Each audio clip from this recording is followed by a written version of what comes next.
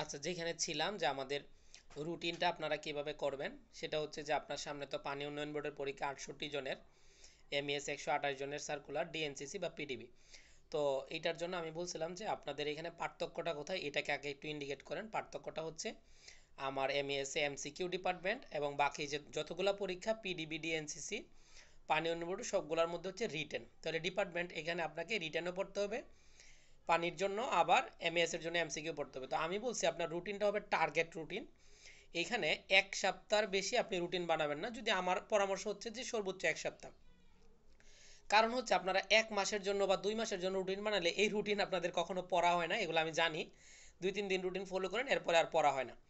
তো আপনি যখন টার্গেট রুটিন বানাবেন এইটা শেষ করার দায়িত্ব হচ্ছে আমার। আবার মানে আমি যে রুটিনটা দিব আপনাকে এমইএস এর পরীক্ষার জন্য, এইটাই আপনার একটা রুটিন হয়ে যাবে।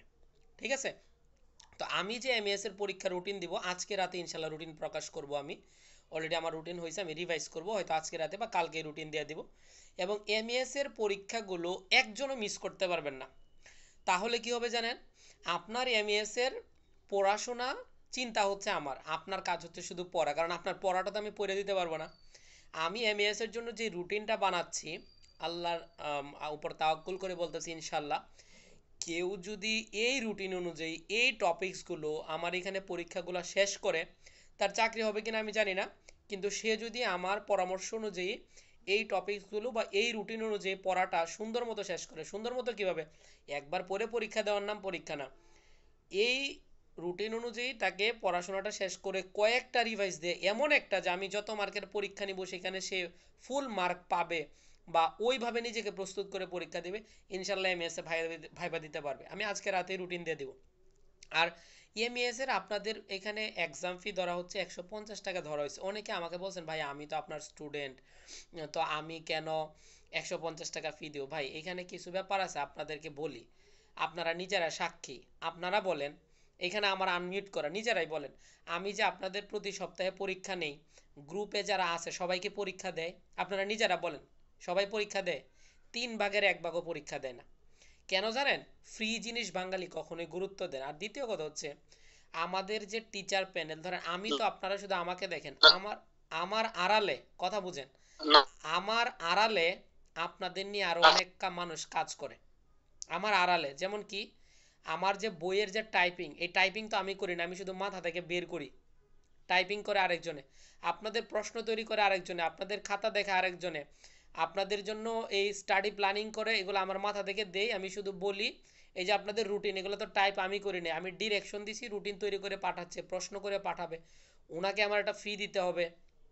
ঠিক আছে? তো এইগুলোর একটা মিনিমাম 150 টাকা ফি, এরপরে ছেলেরা ভাই আর একটু কম নেওয়া যায় না? তো আমি বলি কি ভাই, মানে কিছু জিনিস আছে এটা অবমূল্যায়ন করলে এটার আর মূল্য থাকে না। 150 টাকা ফি নিয়ে আমি কোনো কথাই বলবো না, এবং আপনাদেরও ফি দিয়ে এখানে পরীক্ষা দিতে হবে, কারো পরীক্ষায় আমি ফ্রি নিব না। সেক্ষেত্রে আপনি দেওয়া না দেওয়া এটা আপনার ব্যক্তিগত ব্যাপার। কারণ আমার এখানে, আমি সবাই জানে যে আমি 5 জন হলেও পরীক্ষা নিব, 5,000 হলেও পরীক্ষা নিব, আর আমার এখানে স্টুডেন্ট অ্যাভেলেবল অল টাইম থাকবে। এটা হলো পরীক্ষার ব্যাপারটা বললাম। তাহলে আপনাকে যে আমি এক সপ্তাহ পড়া দিব, এই এক সপ্তাহের পড়াটা যদি আপনি এমইএস এর জন্য একটু কষ্ট করে কমপ্লিট করেন, তার মানে এট এ টাইম যখন আপনার পরীক্ষা শেষ হয়ে যাবে, রুটিন অনুযায়ী পরীক্ষাগুলো কমপ্লিট হয়ে যাবে, 15টা পরীক্ষা, অটোমেটিক্যালি আপনার এমইএস এর প্রিপারেশন হয়ে যাবে। তাহলে এমইএস এর চিন্তা করার দায়িত্ব কার? আমার। আর পড়াশোনার দায়িত্ব কার? আপনার। তাহলে এমইএস নিয়ে ভয় পড়তে কোনো কারণ নাই। এখন ভাই আপনি যদি পড়াশোনা না করেন বা আপনি আমার কথা না শুনেন, বলেন আপনার সাথে আমার যোগাযোগ অনলাইনে, আমি কিভাবে আপনাকে পড়াবো? আপনি যদি পইরা পরীক্ষা না দেন, আপনি ধরেন টাকা দিয়ে ভর্তি হইলেন, এরপরে পরীক্ষা আমার কি করার আছে? আপনি জাস্ট আমার জায়গায় নিজেকে দাঁড় করান, নিজেকে যদি নিচে ফাঁকি দেন, আপনি তো ছোট বাচ্চা না। এখন আপনি, আমি প্রশ্ন দিলাম, আপনি কি করলেন? গুগল ট্রান্সলেট করে দেখে দেখে লিখলেন। এর এই বয়স কি আপনার আছে? এটা বলেন। তাহলে এমইএস এর চিন্তা আমার, পড়ার দায়িত্ব শুধু আপনার। আপনাকে শুধু একটা কথা বলবো, আমার রুটিনটা আপনি ফলো করেন, ওই রুটিনের পড়াটা ওই সপ্তাহের মধ্যে কমপক্ষে 3 বার চেষ্টা করবেন যে শেষ করে এরপরে পরীক্ষায় অ্যাটেন্ড করার জন্য। এবং পরীক্ষার মধ্যে আপনার উদ্দেশ্য থাকবে যে আমি সর্বোচ্চ মার্ক পাবো। তাহলে এমইএস নিয়ে টেনশন নাই। এখন ভাই এক একজনের লাইফের সিচুয়েশন এক এক রকম, তো আমি তো সবার লাইফ অনুযায়ী রুটিন তৈরি করতে পারবো না। এই জন্য এটা আপনাকেই একটু সময় করে কষ্ট করে ওই পড়াটা কমপ্লিট করতে হবে। আর পানি উন্নয়ন বোর্ড ডিএনসিসি পিডিবির জন্য কি বললাম, আপনি প্রতিদিন রাতে যেমন 9:30 থেকে যে লাইভ ক্লাসটা হবে ডিপার্টমেন্টের, ক্লাসের পড়াটা ক্লাসের পরেই কমপ্লিট করে ফেলবেন রাতের মধ্যে, এটা ফাঁকি দিবেন না। এই কয়টা মাস অন্তত আমার কথা শুনেন, আগে কি করছেন আমি জানি না। তাহলে একসাথে দেখেন আপনার কি হচ্ছে, ক্লাসের পড়া ক্লাসের মধ্যেই যদি কমপ্লিট করেন বা ক্লাসের পরে, তাহলে আপনার ডিপার্টমেন্ট রিটেন হয়ে যাচ্ছে। এবং এমইএস এর পরীক্ষা যখন আপনি দিবেন, এমইএস তো হচ্ছেই, বাকি পানি উন্নয়ন বোর্ডের জন্য যে বাংলা দ্বিতীয়, সাহিত্য, ইংরেজি পড়া দরকার ছিল, এটা তো এমইএস এর যে সিলেবাসটা আপনি কমপ্লিট করবেন এটার মধ্যেও তো আপনার হয়ে যাচ্ছে। তাহলে আপনি ভয় কেন পাচ্ছেন, ভয় কেন পাচ্ছেন এটা আমাকে বলেন। এরপরে যদি বলেন যে ভাই আমার কি শুধু একটা বিষয় থাকতেছে, সেটা হচ্ছে সাধারণ গণিত, এখন সাধারণ গণিতের জন্য কি করব, তাদের জন্য বলবো সাধারণ গণিতটা যদি আপনার অবসর সময় থাকে, সাধারণ গণিতটা কোথায় আসবে, সাধারণ গণিতটা ধরেন আপনাদের বাংলাদেশ কেমিক্যাল ইন্ডাস্ট্রিজের আসতে পারে আর ডিএনসিতে আসতে পারে। তার জন্য আমি আপনাদের ননের যে কোর্সটা ছিল 2000 টাকা, এই কোর্সটা আপনাদের জন্য সহজলভ্য। এবং আমি আমার স্টুডেন্টদের জন্য এটা বলছিলাম যে আমাদের নন ডিপার্টমেন্টের যাদের সমস্যা আছে, তোমাদের ভাইয়া ইংরেজি, বাংলা দ্বিতীয়, গ্রামার এবং হচ্ছে সাধারণ গণিত, এগুলোই তো সমস্যা, আমাদের 60টা লেকচারের ক্লাস তুমি 500 কোর্স ফি দিয়ে সংগ্রহ করো। এবং এইটা এখন আমি আরও সহজলভ্য করছি, সেটা হচ্ছে 500 কোর্স ফি দিয়ে সে কী করতে পারবে, বা যে কেউ এটা করার উদ্দেশ্য হচ্ছে কি, অনেক দিন যাবত পরীক্ষা হচ্ছে না, ছাত্ররা যেন পড়াশোনায় আসে, সে 60টা লেকচারের ক্লাস পাবে এবং এখানে সে পরীক্ষাগুলোও দিতে পারবে। এখন বলতে পারেন ভাই এগুলো আমাদেরকে কেন বলতেছেন, বলার উদ্দেশ্য হচ্ছে কি জানেন, গাজীপুরে আমাদের যে ক্লাসগুলো নেয়, প্রতিটা ক্লাস আমি 500 টাকা টিচার বিল দিয়ে ম্যাথের ক্লাসগুলো রেকর্ড করাইছি, ইংরেজি ক্লাসগুলো রেকর্ড করাইছি, বাংলা দ্বিতীয় ক্লাসগুলো রেকর্ড করেছি। কার জন্য, এটা আমি আরেকদিন আপনাদেরকে বুঝাইছিলাম যে আপনি একটা ইংলিশ টিচারের কাছে ইংলিশ পড়বেন, সে যদি আপনাকে 1 মাস পড়ায় 1000 টাকার নিচে আপনি দিতে পারবেন। তো এই ক্লাসগুলো এখানে এখন এই মুহূর্তে 350 টাকা দিয়ে আমি ক্লাসের ব্যবস্থা করলাম।